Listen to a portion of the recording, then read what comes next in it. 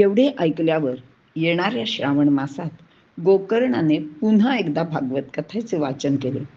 त्यावेळी मात्र सर्वांनी सप्तदिन सप्तरात्र उपोषण करून अत्यंत श्रद्धेने एकाग्र चित्ताने श्रवण केले.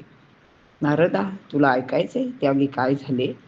कथा समाप्त झाल्यानंतर हजारो विमाने त्या ठिकाणी आली आणि अनेक विष्णुदूत व भक्तांसह साक्षात श्री हरीच प्रगट झाले.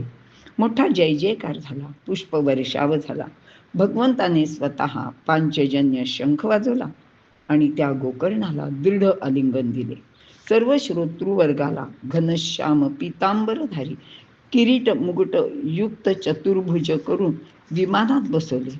इतकेच नव्हे तर गोकर्णाच्या विनंतीवरून त्या गावातील तेथे जमलेले अगदी पशु पक्ष अश्व चांडाळ सर्व जीवांना दिव्य रूप देऊन विमानात बसविले. ज्या ठिकाणी योगी भक्तजन तपस्वी ज्ञानी जातात त्या ठिकाणी वैकुंठ भुवनात सर्वांस नेले जाते. काय सांगावे, वायुभक्षण करून तप करणारे, देह शोषण करून हजारो वर्षे तप करणारे तपस्वी योगी ज्या गतीला पात्र होतात, प्राप्त होतात, त्याच गतीला ही सर्व माणसे फक्त श्रीमद भागवत सप्ताह श्रवणाने प्राप्त होतात, जन्म मरणातून सुटतात आणि कृष्ण रूप होतात.